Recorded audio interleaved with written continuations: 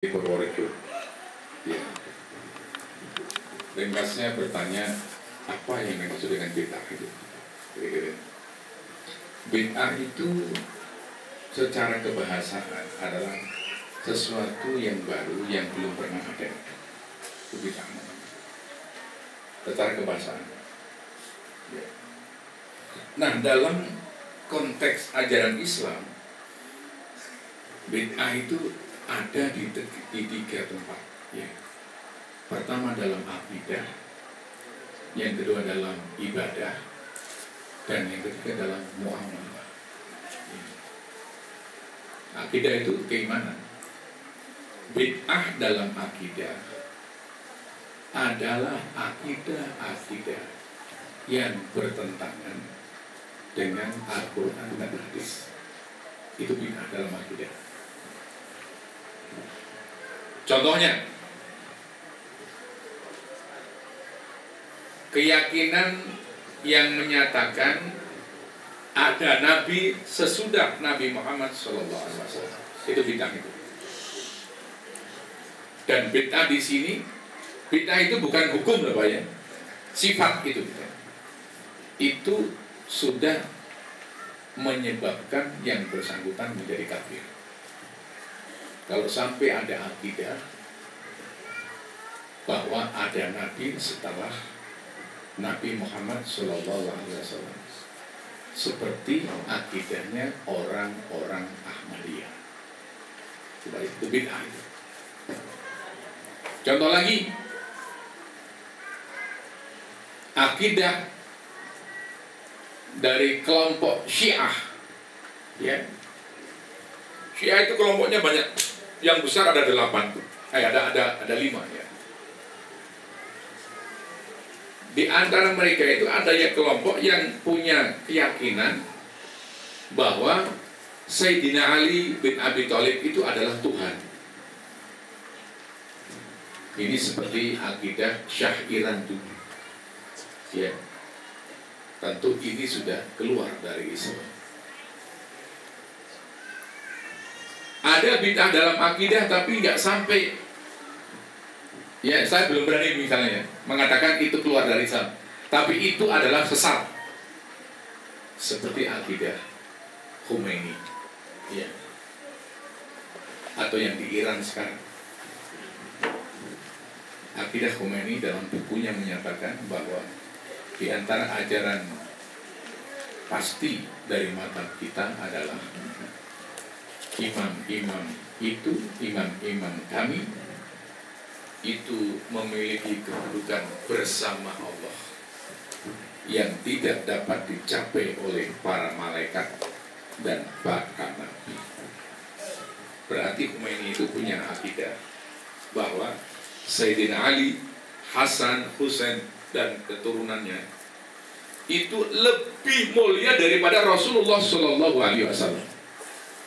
Ya, saya terus terang belum berani mengatakan itu kafir, tapi itu sesat. Itu bid'ah dalam akidah. Contohnya gitu. Yang kedua, bid'ah dalam ibadah adalah ibadah yang tidak ada dalilnya dalam agama. Dalil agama itu apa? Al-Quran, hadis, ijma, qiyas, dan lain-lain. Bukan seperti yang disampaikan sementara orang, apa yang tidak dikerjakan oleh Rasulullah itu namanya bid'ah. Bukan.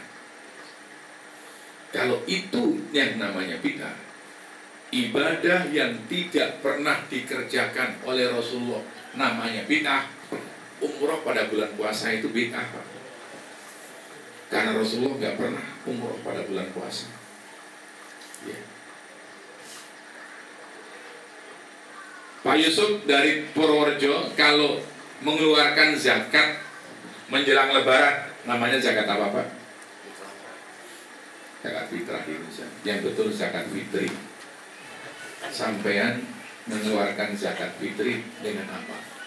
Dengan gandum atau beras yang dikonversi dengan uang. Beras atau gandum atau jagung atau puding? Punya singkong? Kalau di Indonesia Beras. Baik, pertanyaan saya, pernahkah Rasulullah SAW mengeluarkan zakat fitri dengan beras? Coba, tolong temukan, gak akan ketemu. Maka kalau ibadah yang tidak pernah dikerjakan oleh Rasulullah bid'ah, kita zakat fitri dengan beras, bid'ah. Ya. Jadi itu tak pendefinisi nggak benar. Yang benar adalah bid'ah dalam ibadah adalah ibadah yang tidak memiliki dalil agama. Contoh yang konkret apa? Sholat subuh 8 rakaat jam 8 pagi di alun-alun, bid'ah itu. Gak ada dalilnya. Dalam agama ada dalil, tapi dalil olahraga. Jam 8 pagi semakin banyak bergerak akan bikin sehat badan. Itu bukan dalil agama, dalil olahraga. Itu contoh bid'ah seperti itu. Gitu ya. Nah, jadi tidak selamanya apa yang tidak dikerjakan oleh Rasulullah itu bid'ah. Ya. Yang bid'ah adalah yang tidak ada dalilnya dalam agama. Dalil itu bisa Al-Quran, bisa hadis, bisa ijma', bisa qiyas, dan sebagainya. Di Indonesia Pak, ada namanya waktu imsak namanya. Dengar Pak, Yusuf ya. Iya. Mungkin di Qatar nggak ada mungkin barangkali itu.